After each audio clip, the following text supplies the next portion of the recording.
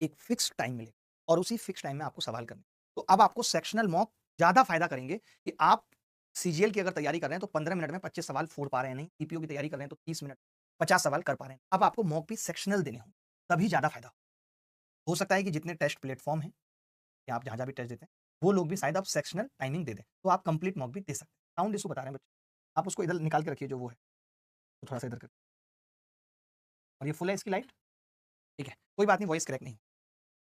आपको मालूम ही है अगर आप सीजीएल की तैयारी कर रहे हैं तो 200 नंबर का पेपर होगा, 60 मिनट मिलेंगे, 15-15 मिनट हर सब्जेक्ट्स के लिए मिलेंगी। तो बिना हाई स्पीड और एक्यूरेसी के सीजीएल कट ऑफ प्री की भी निकालना इम्पॉसिबल। आपको दोनों चीज़ें चाहिए, हाई स्पीड भी चाहिए, एक्यूरेसी भी चाहिए। कट ऑफ का आपको टारगेट लेके चलना पड़ेगा कि भैया 140 से प्लस ही रहेगी, 165 तक मैं टारगेट लेके क्योंकि आपने देखा 153 भी पिछले साल चली गई, क्योंकि बहुत सारी नौकरियाँ पहले ही फिक्स हो जाती हैं। नकल भी है, रिमोट एक्सेस भी है जिसकी लड़ाई हम ऑलरेडी कोर्ट में लड़ रहे हैं। हमने सुप्रीम कोर्ट को कहा हुआ है, रिक्वेस्ट किया है कि भैया आप एसएससी के एग्जाम्स में इंटरवीन करिए, एसएससी का सिस्टम बहुत इनक्रेडिबल हो गया, क्रेडिबिलिटी खत्म हो गई।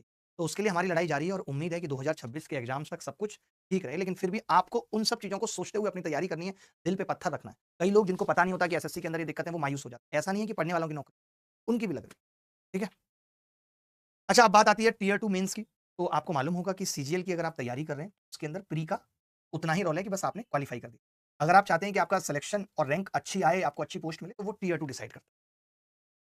कंपल्सरी पेपर ये सबसे बड़ा डिसाइडिंग फैक्टर है। कितने बच्चे 344-47 नंबर लाके भी पिछले साल 2024 में नौकरी नहीं ले पाए क्योंकि कंप्यूटर कंप्यूटर में 15 क्वेश्चन ठीक सोचिए।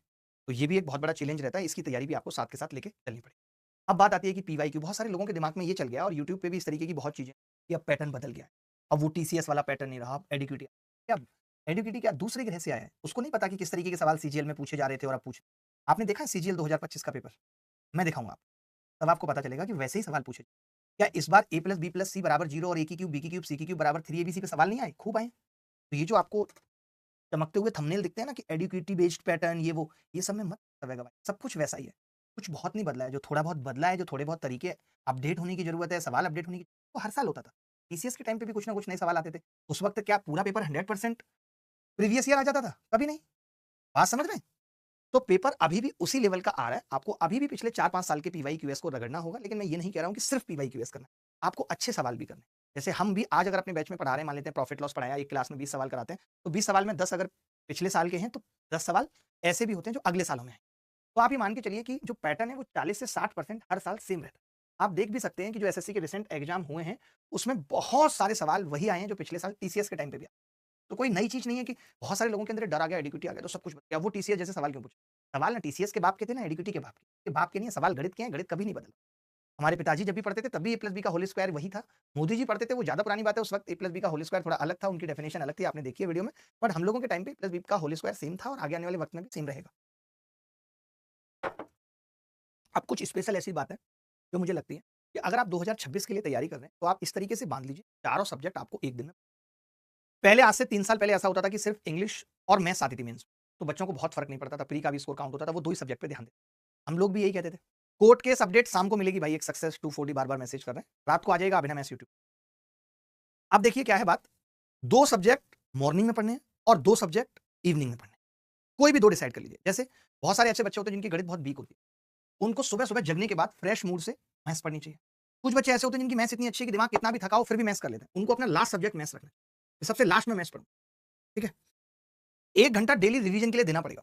चाहे आप वोकैब्युलरी को दें, ग्रामर के रूल्स को दें, मैथ्स के फॉर्मूलों को दें, हिस्ट्री को दें, पॉलिटी को दें, बट 1 घंटा डेली रिवीजन के लिए देना पड़ेगा।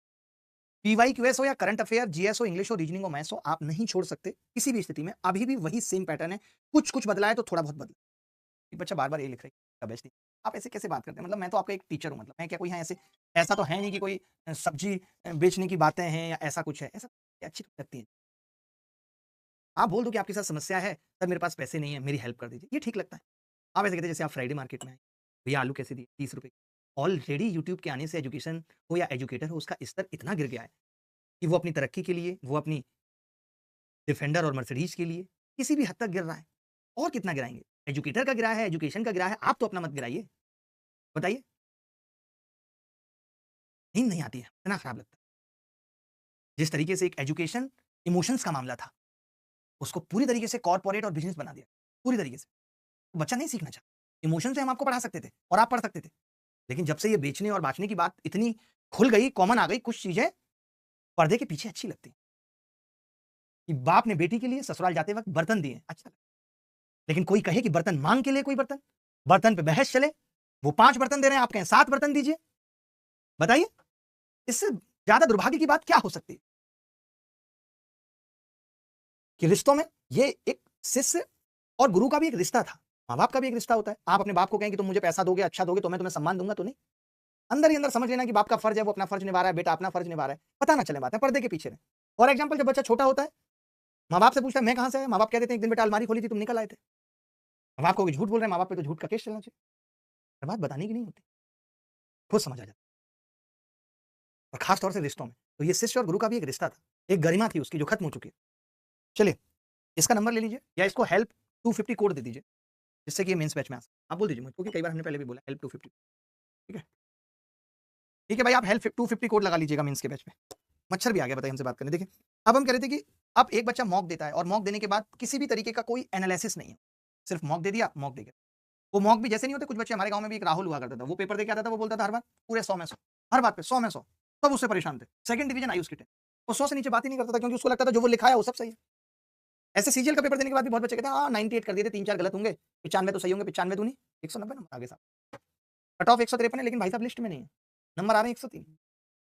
तो आपने जो काम किया है, अगर आप उसका एनालिसिस नहीं करेंगे तो ये पता नहीं चलेगा कि आप सही रास्ते पे हैं। ये सबसे बड़ी बात होती है। मुझे चंडीगढ़ जाना है, मुझे किसी ने बता रखा है कि पहले करनाल आएगा, पानीपत आएगा, कुरुक्षेत्र आएगा, अंबाला आएगा, बता रखा है। आप सोचिए अगर ये नहीं आ रहे हैं बीच में, इसका मतलब मैं चंडीगढ़ नहीं पहुंचा, रास्ता सही नहीं है। तो इसीलिए मॉक का एनालिसिस जरूरी है। आपको एक नोटबुक इस बात की भी बनानी पड़ेगी, आप गलतियां करते कहां हैं, आपसे क्या गलती हो रही है, उन गलतियों को सुधारना कैसे, ये सब चीजें देखनी पड़ेंगी। अब डेली रूटीन क्या होना चाहिए, ये मैं जो भी रूटीन यहाँ पे बता रहा हूँ, आप ऐसे समझ लीजिए, उसमें जैसे मैंने क्वांट 1 घंटे लिखा है, तो इसका मतलब है कि ये मैंने क्लासेस के बिना लिखा है। इसके अलावा आप कोई एक क्लास भी कर रहे होगे, कहीं पढ़ रहे हो, तो ये विदाउट क्लासेस है जो रूटीन मैंने। इतनी पढ़ाई आपको विदाउट क्लासेस करनी है, 6 घंटे। इसके अलावा तो आपको 6 घंटे की कम से कम क्लासेस भी लेनी है। आज वो दौर नहीं है कि आप 6 घंटे पढ़ के आईएएस बन जाएंगे। 10 से 12 घंटे की पढ़ाई चाहिए। 6 घंटे में हो सकता है एक दिन में आपकी 3 क्लास चल रही है, तो 4.5 घंटे की क्लासेस है, ये भी हो सकता है। बोलो भाई, या 3 घंटे की क्लासेस है, एक टाइम पे बच्चा 2 सब्जेक्ट का सिलेबस पूरा कर रहा है। मॉक टेस्ट देना ही देना है हर स्थिति में, चाहे आप सेक्शनल मॉक दें, अभी कोई एग्जाम नजदीक नहीं है तो, या फिर आप कंप्लीट मॉक। बिना मॉक दिए ये पता नहीं चलता कि करना क्या है। आप ऐसे समझ लो, जब आप अपनी गाड़ी भी लेके जाते हो और कहते हो कि भाई इसकी सर्विसिंग कर दो, तो वो भी पहले ट्रायल लेके देखता है, थोड़ी किलोमीटर चला के देखता है, उसको पता चलता है अच्छा इसके अंदर ये कमी। तो मॉक हमें बताता है कि आपके अंदर कमियां क्या क्या है, आपको सर्विसेज में चाहिए क्या क्या। मॉक बेसिकली आपकी सर्विस करता है, अच्छी सर्विस करता है, आपको किसी लायक बनाता है, इसीलिए मॉक देना जरूरी है। आगे बढ़ते हैं, how to improve study efficiency. जैसे बहुत सारे बच्चे के साथ क्या होता है, अगर आप कभी जिम गए होगे और आप स्टेयर मास्टर पे चलते हो, आप चले हो कभी, आपको तो पता ही नहीं होगा स्टेयर मास्टर क्या होता है। एक सीढ़ियां होती हैं, उस पे ऐसे खड़ा चलना होता है। आप 1 मिनट चलोगे, आपकी हालत खराब हो जाएगी। फिर पता आप कैसे सीखते हो, मैंने जब चलना शुरू किया था, मेरे घर में स्टेयर मास्टर है, तो मैं चढ़ता था 1 मिनट में। फिर मुझे समझ में आया करना क्या चाहिए, 1 मिनट चढ़ा, 10 सेकंड के लिए, फिर 1 मिनट चढ़ा, 10 सेकंड के लिए। फिर थोड़े दिन में क्या हुआ कि यही चीज मैं 2 मिनट के बाद करने लगा, 3 मिनट के बाद करने लगा, और आज मैं 5, 6, 7 मिनट तक आराम से स्टेयर मास्टर पे चल देता हूँ। या ट्रेडमिल का एग्जांपल ले लीजिए। तो जब हम किसी भी चीज की शुरुआत करते हैं, जब आप पढ़ना शुरू करेंगे, तैयारी शुरू करेंगे, तो ऐसा होगा कि नहीं लगेगा एक संग से, होगी मुश्किल, तो हमें धीरे धीरे करके पढ़ना है। आप जब जिम भी जाते हो, तो कितनी बार ऐसा मूड होता है, 30 दिन में 20 दिन ऐसा होता है मन नहीं है आज जाने। फिर पता है आप क्या सोचते हो, हम सोचते हैं चलो 15 मिनट करके आ जाओ। जब आप 15 मिनट करते हो, फिर आपका मन लग जाता है, फिर आपको लगता है यार अब पूरा कर लेता हूँ, आ ही गया हूँ, और हो जाता है। तो किसी भी चीज की ना शुरुआत करना मुश्किल होता है, और जो कंसिस्टेंसी जिसकी आप बात कर रहे हो नहीं बन पा रही है, वो तभी ब्रेक होती है जब हम ब्रेक लेना शुरू कर देते हैं। आप जिम जाओ, कोई भी नया बंदा जिम ज्वाइन करता है, 1 महीने तक जोश देखा आपने, हमारे घर में ही थे भाई साहब, उनका जोश देखा था पूरा एकदम, एक भी दिन गैप नहीं करूंगा, 8 महीने में ऐसी बॉडी बना दूंगा, लोग मुझे हल्क कहेंगे। 1 महीने तक लगातार गए, एक ब्रेक नहीं। कितनी भी मजबूरी आई, महिला मित्र ने बुला लिया, नहीं। लेकिन 1 महीने के बाद क्या हुआ, 2 छुट्टी ले ली। जैसे ही वो 2 छुट्टी हुई, फिर 3 दिन गए, फिर 3 छुट्टी, फिर 4 छुट्टी, फिर वो ब्रेक हो गया। तो जो हमारा दिमाग है ना, वो कुछ इस तरीके से ही डिजाइन है कि अगर हम लगातार करते रहेंगे तो लगातार बने रहेंगे। अगर हमने ब्रेक ले लिया तो हर दिन ब्रेक लेने का मन करे। तो आपको अपनी इच्छा शक्ति को दृढ़ बनाना पड़ेगा कि जिस दिन मन नहीं कर रहा, कभी-कभी ऐसा होता है, बहुत दिनों ऐसा होगा बीच-बीच में कि किसी दिन पढ़ने का मन नहीं कर रहा, लेकिन उस दिन भी पढ़ना छोड़ना नहीं है, कम पढ़ना है। कम पढ़ोगे तो थोड़ा और मन करेगा। मैं आपको अपनी बात बता रहा हूँ, जब हम क्लास लेने आते हैं, कितनी बार ऐसा होता है, यार आज पढ़ाने का मन नहीं है। स्टार्टिंग में बोल भी देते हैं बच्चों को, यार आज पढ़ाने का उतना मन नहीं है, 15-20 मिनट पढ़ लेते हैं, फिर चले जाएंगे। और जैसे ही 15-20 मिनट पढ़ते हैं, अपने आप मन करने लगता है। फिर लगता है नहीं यार अब और पढ़ लेते हैं, और पढ़ लेते हैं, यार ऐसे कैसे होगा, और पढ़ा लेते हैं, पूरा करेंगे। क्योंकि जो पूरा, जब हम कोई क्लास 15 मिनट की लेके छोड़ते हैं, हमारा माइंड पता है इतना अपसेट रहेगा कि जो हमने अपना 1 घंटा बचाया है ना, वो भी अपसेट में गुजर जाए। वहीं हम 1.5 घंटे की पूरी क्लास पढ़ा लें, तो हमारे अंदर भी एक कुछ कंप्लीट करके बैठे हैं ना, उस चीज का एक अलग डोपामिन होता है, अलग खुशी होती है, अलग कॉन्फिडेंस होता है। आप जो शेड्यूल बनाएंगे, आप उस शेड्यूल को फॉलो करके देखिए। मान लीजिए आपने सोचा आप 7 घंटे पढ़ेंगे, और आप 7 घंटे पढ़ के देखिए, आपका अलग कॉन्फिडेंस रहेगा। ऐसे चौड़ के चलेंगे, यार कैसे नहीं होगा मेरा सिलेक्शन। जो हम कहते हैं ना कि कॉन्फिडेंस गिर रहा है, वो तभी गिरता है जब हम काम नहीं करते। अभी आप इस क्लास के बाद जाना हो 2 घंटे इंस्टाग्राम चलाना, खूब रील देखना। उस 2 घंटे के बाद आपको ऐसी फ्रस्ट्रेशन होगी, आप सोच नहीं सकते। आप यकीन मानिए मेरी बात का कि जो ये रील और शॉर्ट और इंस्टाग्राम और लिंक्डइन की जो दुनिया है, रील छोड़िए पोस्ट की भी जो दुनिया है, इतनी ज़्यादा इन्फॉर्मेशन है जो हमें बेचैन कर। आप 2 ढाई घंटे सुबह जगते ही तुरंत फ़ोन उठा लेते हैं, उसके बाद आपका पूरा दिन अच्छा नहीं। आप सोने से पहले फ़ोन आपके हाथ में होता है, कभी आपकी डीप स्लीप होगी, आप पूरे दिन थका-थका फ़ील करते हैं। और बहुत दिनों तक ऐसा चलता रहा, आप लेट सो रहे हैं, मोबाइल देख के सो रहे हैं, आपको थायरॉइड हो जाएगा, आपको विटामिन बी की डिफिशियंसी, आपको डी की हो जाएगी। लाइफ़स्टाइल से अब जो ये दौर है ना, जब आप 25 साल से ऊपर उठ रहे हैं, 30 की तरफ बढ़ रहे हैं, ये वो दौर है जहाँ अगर आपने अपनी लाइफ़ को ठीक से नहीं रखा, तो आपको तमाम बीमारियाँ घेर लेंगी। और फिर आपको पता भी नहीं चलेगा कि कब विटामिन डी की डिफिशियंसी होगी, आपको पूरे दिन थका-थका फ़ील होता है। इतने पैसे भी नहीं कि आप चेकअप करा पाएँ। आप उसी को लाइफ़ समझ लेते हैं। फिर आपको लगता है पूरे दिन सो लेता हूँ, सो लेता हूँ, सो लेता हूँ। अगर आप रात में 7 से 8 घंटे की बढ़िया नींद ले लेते हैं, 9 बजे बिस्तर पे चले जाते हैं, साढ़े 9 बजे और सुबह जग जाते हैं 5, आपको पूरे दिन एनर्जेटिक फ़ील होगा। बस शर्त एक है कि आपको पूरे दिन में मोबाइल सिर्फ़ आधा घंटे इस्तेमाल करना है। जितना ज़्यादा मोबाइल इस्तेमाल करेंगे, उतनी आपकी एनर्जी ड्रेन हो जाएगी और आपको पता भी नहीं चलेगा। आप उसके बाद कुछ करने लायक बचेंगे ही नहीं। आपके दिमाग में इतने थॉट्स होंगे, इतनी चीज़ें होंगी। आपने अपने दोस्त को उसकी वाइफ़ के साथ कश्मीर के गुलमर्ग में बर्फ़ में लेटे हुए देखा होगा, वो सब बातें आपके दिमाग में चलेंगी, मैं वहाँ क्यों नहीं हूँ? ये बंदी तो मुझे भी पसंद थी। समझ रहे हैं? तो चाहे आपकी स्टडी है या आपके टारगेट्स हैं, उनको छोटे-छोटे पार्ट में ब्रेक कर देना। अभी एकदम नहीं सोचना, कई लोग सीधे सोचने लगते हैं डीवी और फिर सीधे नौकरी, मेंस सीधे नौकरी। अभी सिर्फ एक टारगेट बनाइए कि मुझे अगर किसी भी सरकारी नौकरी तक पहुँचना है, चाहे वो यूपीएसआई हो, क्या मैं उसके मॉक में अच्छा स्कोर कर पा रहा हूँ? कि मेरी कट ऑफ क्लियर हो जाए? समझ रहे हैं? बस छोटा-सा एक टारगेट बनाइए, बड़े टारगेट रखिए ही मत। जब हम बहुत बड़े-बड़े टारगेट एक साथ रख लेते हैं, तो हम उस काम में वैसे ही कंसिस्टेंट नहीं हो पाते, क्योंकि उतना लंबा इंतज़ार करना मुश्किल होता है, हमेशा मुश्किल होता है। सर बीओडी बैच लॉन्च करिए, हर महीने बीओडी बैच आता है, 1 नवंबर को ही आ चुका है, आप जाके देख सकते हैं। ठीक है?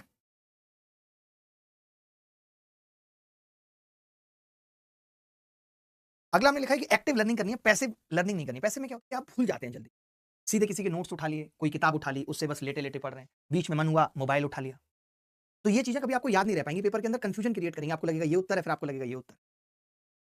आपको क्या करना है, एक्टिव लर्निंग करनी है, जो चीज़ आप सीख रहे हैं, जो आपके दोस्त हैं ग्रुप में, उनको बताने में इस्तेमाल करिए, चीज़ें हमेशा के लिए याद हो जाएँगी। हमें गणित कैसे रट गई? इतना ज़्यादा पढ़ाया कि बिल्कुल रट गई।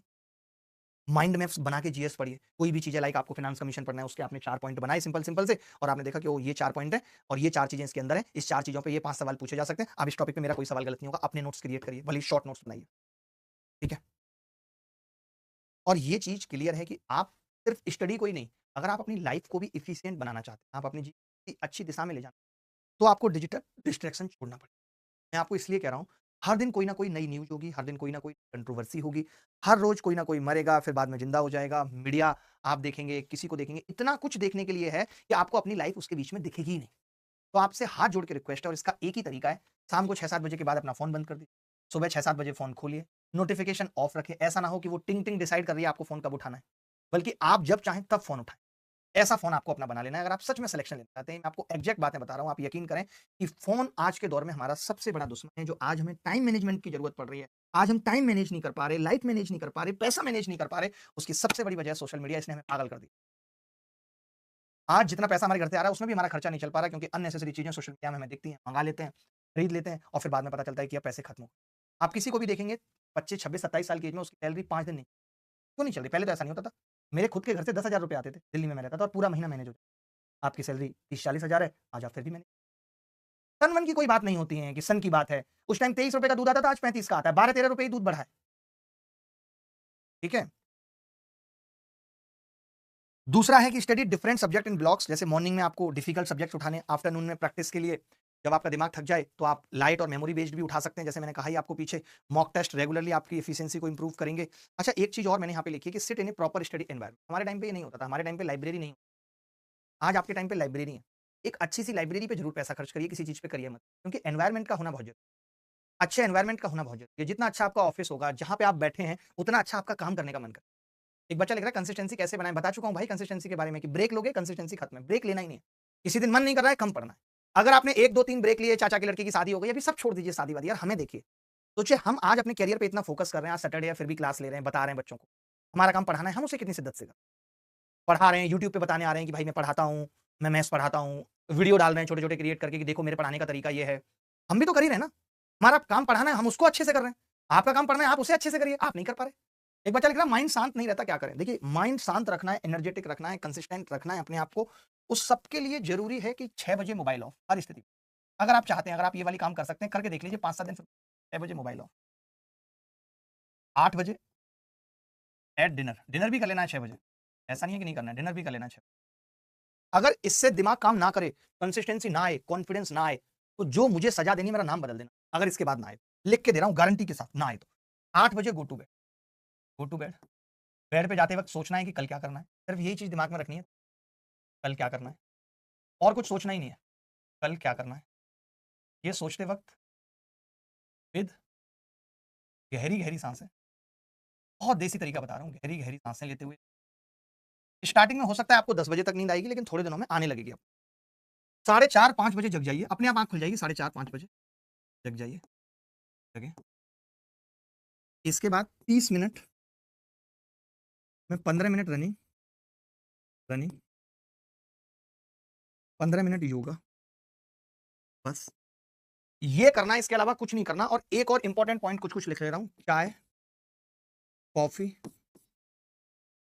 ओनली बिफोर 12, ओनली बिफोर 12, यानी 12 पीएम से पहले ही लेनी है। 12 के बाद नो चाय, कॉफ़ी, किसी भी स्थिति में 12 के बाद नो चाय, कॉफ़ी, किसी भी स्थिति में नो चाय, नो कॉफ़ी। अगर आपने ये रूटीन फ़ॉलो कर लिया, तो मैं गारंटी से कहता हूँ कि कोई बीमारी नहीं।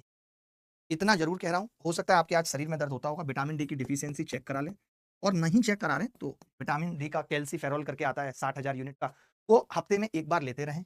विटामिन बी के लिए भी न्यूरोबिन करके टैबलेट आती है, ये लेते रहें, ये दोनों बहुत ज़रूरी है। अगर आप भूलने लगे हैं बातों को, आपको ध्यान नहीं रहता, रूम लॉक किया फिर भी लगता है शायद लॉक नहीं किया, तो हो सकता है आपके अंदर विटामिन बी की डेफिशिएंसी हो। अगर आपके शरीर में दर्द रहता है, थकान रहती है, हो सकता है आपके अंदर विटामिन डी की डेफिशिएंसी हो। और आप 25, 26, 27 साल के हो गए, आपको घबराहट भी होती है, रात को जब आप सोने जाते हैं, तो कुछ ना कुछ थॉट्स चलते हैं, भले ही नेगेटिव नहीं, कुछ ना कुछ चलता है, कि नींद ही नहीं आती है, 3-4 घंटे तक लेटे हैं, लेटे हैं, लेटे हैं, कुछ ना कुछ चल रहा है, कभी बुआ याद आ गई, कभी फूफा, कभी पुरानी बंदी, कभी नई बंदी, ये सब भी अगर हो रहा है, तो एक बार थायराइड का चेकअप, थायराइड की वजह से ऐसा होता है, थायराइड चेकअप ले लें, लगता है कि खराब है टीएसएच, तो इसके लिए टैबलेट स्टार्ट कर लें। ये मैंने आपका डॉक्टरी इंतजाम भी कर लिया। अगर आप ये इतनी चीज़ें कर लेते हैं, तो आप इतना फ्रेश फ़ील करेंगे, कोई माई का लाल नहीं है जो आपको नुकसान पहुँचा। तो भैया देखिए, जो सिलेक्शन होगा वो सिर्फ़ कंटेंट यानी पढ़ाई, पढ़ाई, पढ़ाई से, ठीक है? Smart selection, structured usage, high efficiency और फास्ट इंप्रूवमेंट, ये आपको सिलेक्शन की ओर ले। तो बाकी आपको कुछ पूछना है तो आप पूछ सकते हो, बाकी मैंने अपनी मर्ज़ी से जितनी बातें हो सकती थी, वो सब आपको बताई हैं। और कुछ भी आपको कहना है, आप कह सकते हो, सकते हो। और देखिए, आपको अपने लिए लड़ना ही पड़ेगा, अपने लिए मेहनत करनी ही पड़ेगी। ऐसा नहीं हो सकता कि आप बहाना लगा दें, क्रीम खिला रहा है, 15 गुना लोग नहीं लिए, 10 गुना ले लिए। जो भी हालात हैं, जो भी रिसोर्सेज़ अवेलेबल, उस आधार पे आपको तैयारी करके चलें, तभी आप सिलेक्शन समझ रहे हैं? ऐसा मत सोचिए सीएसएसएल नहीं हुआ तो